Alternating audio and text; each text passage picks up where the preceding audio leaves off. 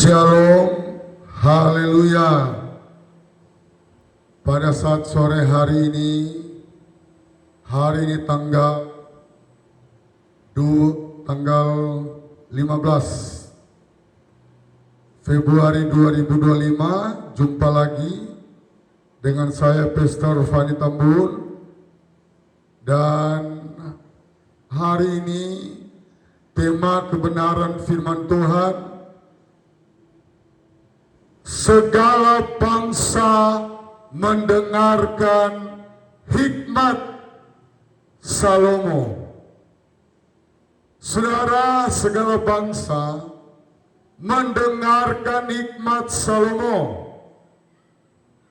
Kalau kita dari tema ini, dalam kebenaran firman Tuhan, secara tidak langsung Salomo sudah memimpin semua raja-raja di bumi. Ya, secara tidak langsung ya, karena semua bangsa, semua raja-raja datang mendengarkan hikmat Raja Salomo. Saudara, yang menarik di sini, sebelum kita melihat secara khusus di Perjanjian Lama, ada tokoh yang menulis tentang hikmat. Di pasal yang ke-28 Ayub. Tetapi saya mau mengambil satu ayat dari penulisan Ayub. Ayub pasal 28 ayat 28. Tetapi kepada manusia ia berfirman. Jadi ia ini adalah Yesus. Ia berfirman, sesungguhnya takut akan Tuhan itulah hikmat, dan menjauhi kejahatan itulah akal budi. Jadi orang yang berhikmat yaitu orang yang takut akan Tuhan. Dan yang kedua, dari penjelasan seorang Ayub, menjauhi kejahatan itulah akal budi. Saudara yang saya kasih dalam nama Tuhan, ternyata pengertian definisi dari Alkitab menerangkan arti dari hikmat. Dan dicatat arti dari hikmat adalah sesungguhnya takut akan Tuhan itulah hikmat. Saudara yang Tuhan Yesus kasihi, mari kita mau takut akan Tuhan. Di masa-masa yang tidak gampang ya, seluruh dunia penghematan anggaran, mau Filipina, Amerika, Cina, ya tentunya Cina memang terkenal orang-orang yang hemat, bahkan bangsa kita sendiri. Karena di zaman sekarang ini, apa yang Alkitab mencatat, pada akhir zaman akan terjadi masa yang sukar. Sekali lagi, Alkitab sudah mencatat di akhir zaman akan terjadi masa yang sukar. Manusia tidak dapat menahan. Negara yang hebat seperti Cina, teknologi yang super canggih, Bahkan mereka ilmuwan-ilmuwan orang Cina mau mencoba menghidupkan orang mati. Ya, saya percaya itu tidak akan terjadi. Amerika, negara superpower, terjadi penghematan. Mereka rencana ada ribuan ASN akan di PHK,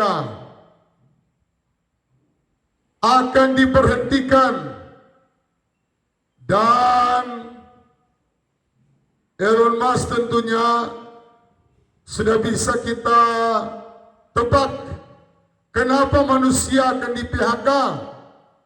Tenaga robot mulai dipersiapkan. Negara Cina, Jepang mempersiapkan robot. Ya. Sekali lagi kitab Ayub juga mencatat tentang hikmat. Dan Alkitab mencatat sesungguhnya takut akan Tuhan itulah hikmat. Ayub 28 ayat yang ke-28. Bahkan Lai memberikan tema, manusia tidak dapat menemukan hikmat. Manusia memang tidak mampu. Hanya siapa? Hanya Tuhan sumber hikmat. Apatah lagi dia adalah Raja di atas segala raja. Dia sempurna. Saudara yang Tuhan Yesus kasihi,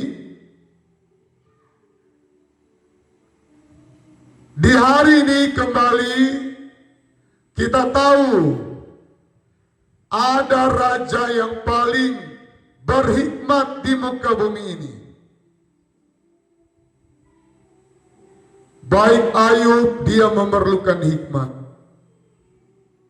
Tetapi kita akan lihat secara khusus, raja mana sih yang lewat hikmatnya segala bangsa mendengarkan hikmat Salomo. Wow, wow. Mari kita lihat. Satu raja-raja. Jadi ini bukan kaleng-kaleng. Kitab Raja-Raja adalah kisah dari raja-raja Israel. Satu-satunya Alkitab yang kitabnya bernama Raja-Raja. Satu raja-raja, ada dua raja-raja. Tetapi kita lihat dalam satu Raja-Raja pasal 3 ayat 16.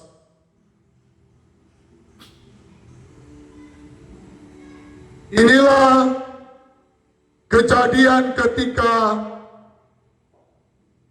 Salomo selesai meminta hikmat dan hikmat turun dari surga. Apa yang terjadi? Ayat yang ke-16 1 Korintus 3. Pada waktu itu, Lai memberikan perikop hikmat Salomo pada waktu memberi keputusan. Ayat 16. Pada waktu itu masuklah dua orang perempuan sundal menghadap raja. Lalu mereka berdiri di depannya. Rupanya perempuan sundal ini sebenarnya teman. Mereka tidur di satu kamar. Dan dua-dua sama-sama melahirkan, punya bayi kecil. Tapi yang pertama, yang A, atau ibu yang pertama, perempuan yang pertama,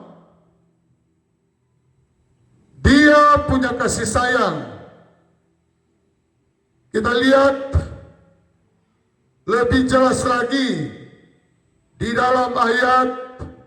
Ya, jadi mereka, saya ceritakan kronologisnya.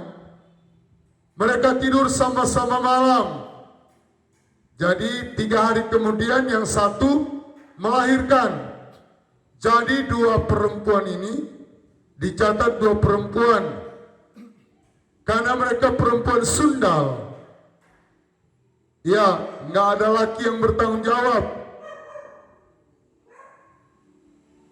Yang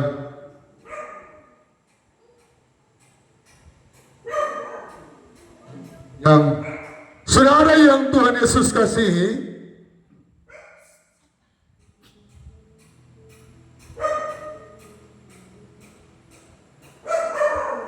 mereka tidur sama-sama di waktu malam. Dan yang terjadi adalah yang satu ini ceroboh. Saya boleh katakan ceroboh karena dia karena sudah bagaimana ya? Ya mungkin inilah karena perempuan sundal ya. Jarang. Tetapi seorang ibu dia, seorang perempuan dia tidur sampai dia sudah tindis anaknya. Dan apa yang terjadi? Meninggal. Salomo yang belum pernah memutuskan perkara diperhadapkan dengan dilema, problem, masalah besar. Ini menentukan karirnya. Kalau dia dapat memecahkan masalah ini, kita lihat ayat yang ke-24. Kita langsung ke 24. Sesudah itu raja berkata, ambillah aku pedang. Lalu dibawalah pedang ke depan raja. Ayat 25. Kata raja, penggala anak yang hidup itu menjadi dua. Berikan setengah kepada yang satu, yang setengah kepada yang satu. Ini hikmat raja, hikmat orang-orang yang diurapi Tuhan. Dan menurut saya hikmat itu salah satu pengertian dari urapan Tuhan. Urapan Tuhan tidak hanya turun kepada gembala atau pendeta. Tetapi setelah saya pelajari ini, bagian dari pengurapan Tuhan. Kalau kita mundur di pasal yang ketiga, doa Salomo memohon hikmat. Disitulah terjadi pencurahan hikmat dan pencurahan urapan surga.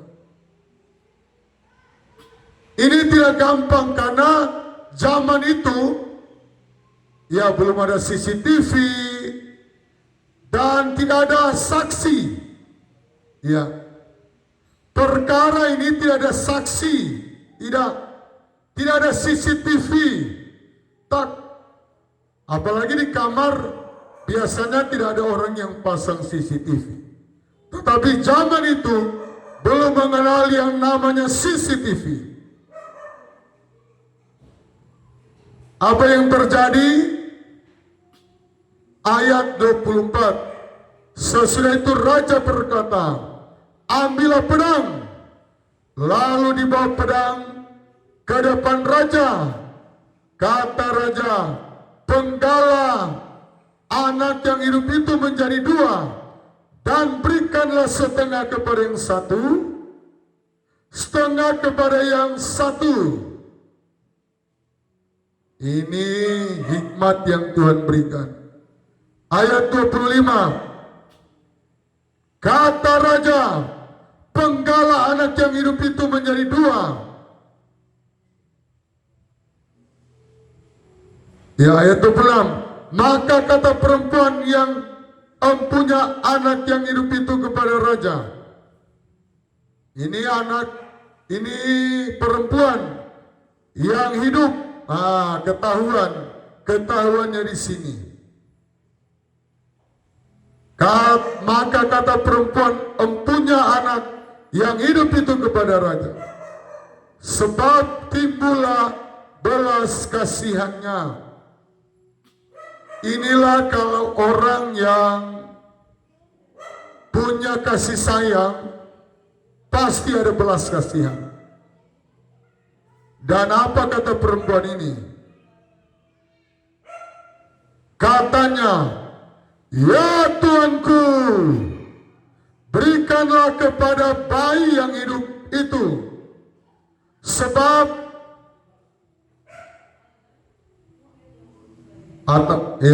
jangan sekali-kali membunuh dia." Tetapi yang lain itu berkata, yang bukan punya bayi ini berkata, yang dia sudah tiduri dan mati, dia yang berkata, apa katanya? Supaya jangan untukku ataupun untukmu penggala. Wow, inilah yang membuat raja tahu siapa pemilik, siapa yang mempunyai anak yang sesungguhnya. Karena dia tahu anaknya sudah mati. Inilah orang-orang akhir zaman. Ini menggambarkan bagaimana dia tidak mau melihat keberhasilan orang lain. Dia tidak mau melihat orang lain lebih maju. Dia tidak mau melihat orang lain punya pangkat. Kalau boleh dia tidak ada pangkat, orang lain tidak ada pangkat. Kalau boleh dia miskin, orang lain miskin. Inilah yang terjadi. Padahal mereka satu rumah, satu kamar. Tetapi itu tidak menjamin. Kadangkala kakak beradik saling menjatuhkan. Betul atau salah? Betul atau betul? Betul. Jadi tidak menjamin. Kalau kita pelajari ini, mereka sama-sama. Yang saya baca ayat yang ke-19, pada waktu malam anak perempuan ini mati karena ia menidurinya.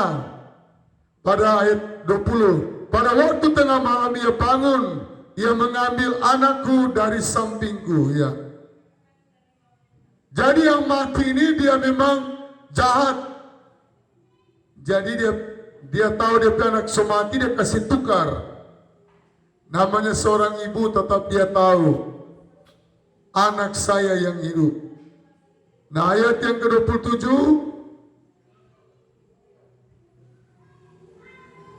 tetapi raja menjawab, katanya, berikanlah kepadanya bayi yang hidup itu. Jangan sekali-kali membunuh dia. Dia itulah ibunya.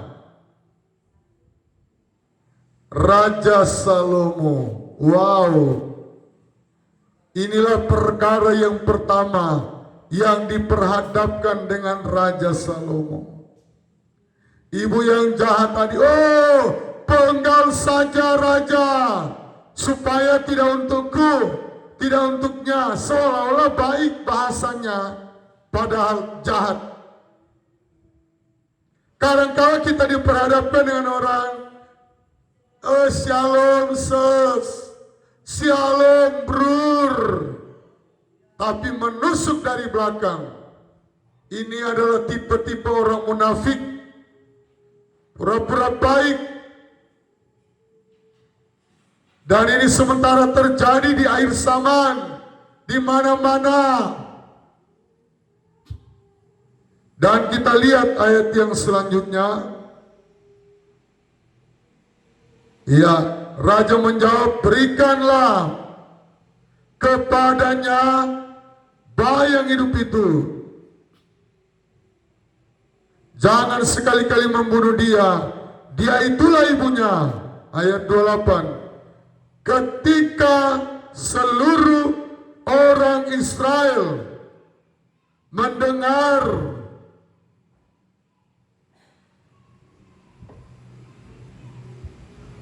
putusan hukum yang diberikan raja, maka takutlah mereka kepada raja, sebab mereka melihat bahwa hikmat daripada Allah ada dalam hatinya untuk melakukan keadilan.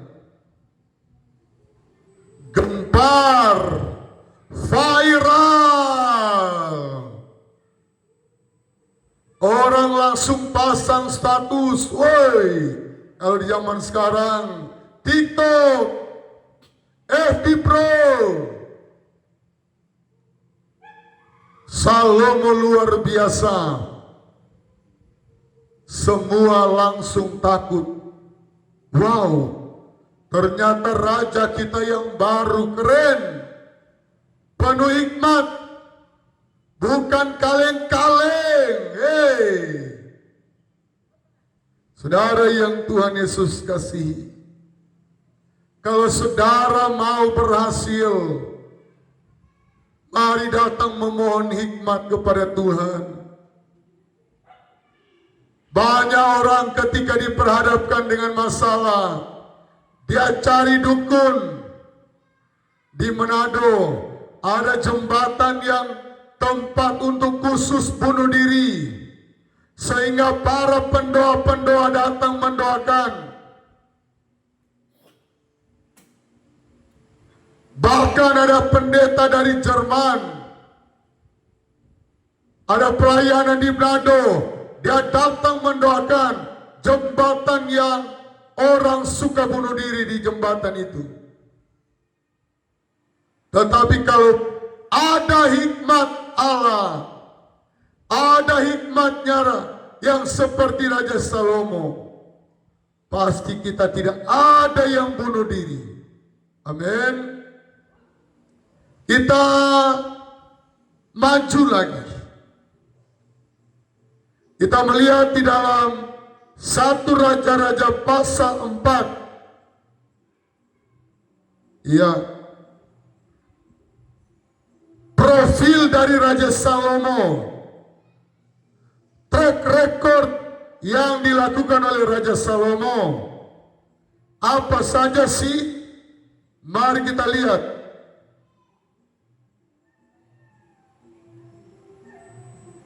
1 Raja-Raja pasal 4 lagi memberikan perikop kebesaran Salomo. Saudara, saya pelajari dari pasal 3, temanya langsung ditulis nama Salomo. Ini membedakan. Saya biasa baca Alkitab. Tidak semua orang yang lain memberikan perikop langsung ke orangnya. Tetapi disinilah kita bisa melihat. Saudara yang Tuhan Yesus kasihi, ayat 1 Raja-Raja pasal 4 ayat 21. Kebesaran Salomo. Maka Salomo berkuasa atas segala kerajaan, mulai dari sungai Efrat sampai negeri orang Filistin, dan sampai ke tapal batas Mesir. Mereka menyampaikan upeti dan tetap takluk kepada Salomo seumur hidupnya. Takluk sampai seumur hidup. Saudara, di negara kita, presiden kalau sudah selesai menjabat, mereka sudah ganggu. Mereka sudah mencari-cari kesalahan.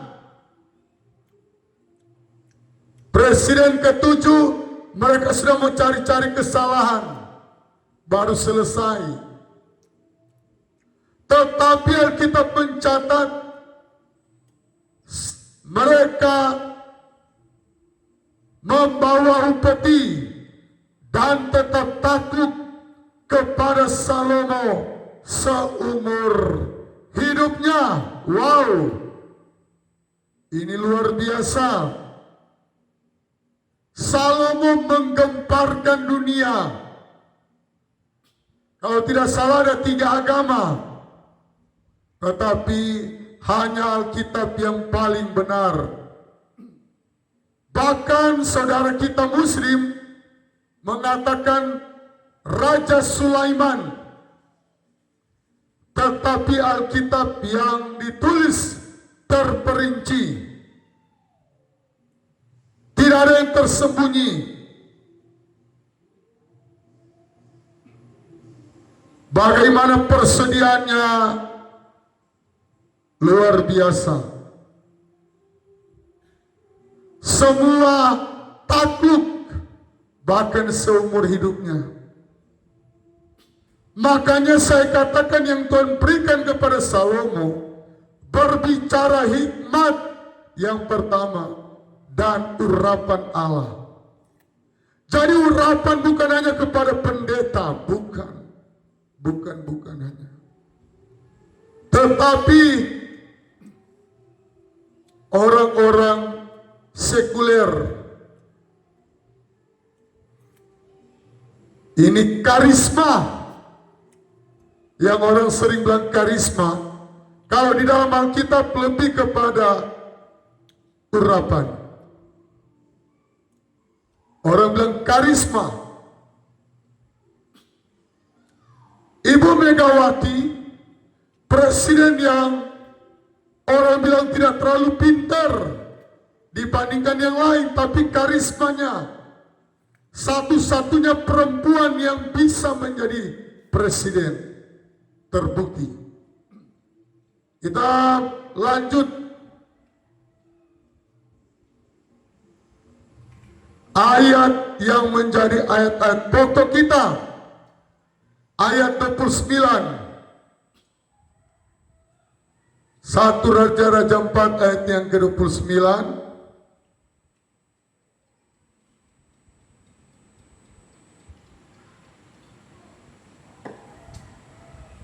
Dan Allah memberikan kepada Salomo hikmat dan pengertian yang amat besar. Wow, hikmat, pengertian yang amat besar, spektakuler. Ini benar-benar spesial. Tetapi saya mau katakan di balik hikmat yang amat besar ini dikarenakan oleh figur papanya Salomo. Papanya ada peran aktif. Kalau Tuhan tidak ingat dengan Salomo, nggak mungkin ada kepercayaan. Ini bagian penghormatan Tuhan kepada Raja Daud. Makanya saya mau ingatkan bapak-bapak, jangan salah langkah. Kalau engkau sudah pernah selingkuh, stop, jangan terus. Engkau pemabuk, stop, jangan wariskan pemabuk anak-anakmu. Kalau engkau perokok, stop, jangan wariskan anakmu perokok. Kalau engkau pemalas, jangan wariskan kemalasan beribadah kepada anak-anakmu. Kasihan generasimu. Kalau dari engkau malas, anak-anakmu sampai cucu-cucumu bisa malas beribadah. Tapi sebaliknya, karena Daud mewariskan kesetiaan, Salomo setia. Walaupun anaknya Salomo tidak mewariskan, tetapi setidaknya Daud memimpin 40 tahun Salomo 40 tahun. Wow. Di dunia ini tidak ada presiden yang tertinggi, hanya 32 tahun yang tertinggi. Salomo menulis kitab Amsal, Pengkhotbah, Kidung Agung. 3 kitab ini ditulis lewat ilhaman Roh Kudus. Ada yang berkata kepada saya, kenapa kamu kasih nama Salomo? Salomo kan 700 istri, 300 kundik. Kawan, Alkitab mencatat, kalau Salomo tidak kudus, kalau Salomo salah di mata Tuhan, kenapa dia menulis 3 kitab? Kidung Agung, kitab Amsal, Pengkhotbah, kitab Pengkhotbah.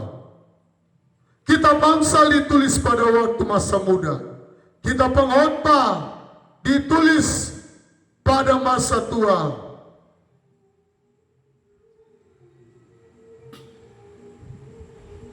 Dan Allah memberikan kepada Salomo, ayat 29, hikmat dan pengertian yang amat besar, serta akal luas seperti dataran pasir di tepi laut. Wow. Serta akal yang luas seperti dataran pasir di tepi laut. Alkitab yang mencatat.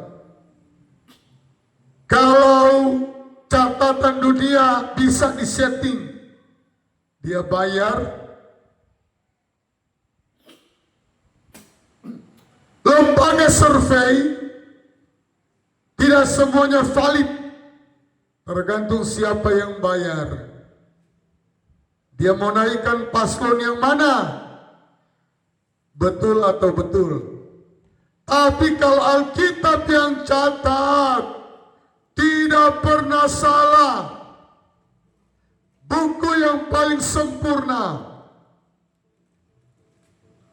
Dan ayat yang ke-30, sehingga hikmat Salomo melebihi hikmat segala bani timur dan melebihi segala hikmat orang Mesir. Ayat 31, dan ia lebih bijaksana daripada semua orang, daripada Etan, orang Erasi, orang Esrahi itu, dan daripada Heman, Kalkol, dan Dada, anak-anak Mahol. Sebab itu ia mendapat nama di antara segala bangsa sekelilingnya. Sebab itu ia mendapat nama kepada bangsa sekelilingnya. Ayat 32, ia mengupah 3.000 Amsal. Inilah penulis Amsal, kitab Amsal. Dan nyanyian ada 1.005. Wow, ini luar biasa sekali. Di tengah-tengah kesibukan dia sebagai raja, dia mampu menulis lagu, nyanyian 1.005. Ayat 33, ia bersajak tentang pohon-pohonan, dari pohon aras yang di gunung Libanon sampai kepada hisop yang tumbuh pada dinding batu. Ia berbicara juga tentang hewan dan tentang burung-burung dan tentang binatang melata dan tentang ikan-ikan. Saudara, inilah catatan yang spektakuler dari Raja Salomo. Kenapa dia begitu pintar, berhikmat? Karena dia tahu sebelum dia melangkah, dalam pasal yang ketiga, memohon hikmat kepada Tuhan. wali kota yang terpilih, gubernur, presiden. Mari kita meminta hikmat Tuhan. Mari kita memohon, Tuhan, hanya Engkau Allah yang luar biasa. Hikmat saya terbatas, hikmat-Mu tidak terbatas. Pikiranku terbatas, pikiran Tuhan tidak terbatas. Saudara yang Tuhan Yesus kasihi, jangan kita melangkah jauh sebelum kita meminta pertolongan Tuhan. Apalagi kalau masalah besar, anak-anak muda minta jodoh kepada Tuhan, minta hikmat selama engkau bergaul. Kalau calon suamimu dia macam-macam, masih pacaran, dia sudah nembak cewek lain. Wow, masih pacaran saja dia sudah nembak 7 cewek. Gimana kalau dia sudah menikah? Paling dia nembak 10 istri. Jadi pemuda-pemudi minta hikmat Tuhan. Banyak rumah tangga yang gagal karena waktu pacaran tidak minta hikmat Tuhan. Mari saya ajak ya, orang tua yang mendengar berita firman Tuhan ini, sampaikan kepada anakmu. Berdoa dulu nak. Pemuda-pemuda, pelajari dulu calon istrimu. Jangan di masa pacaran dia sudah terima 7 laki-laki. Wow.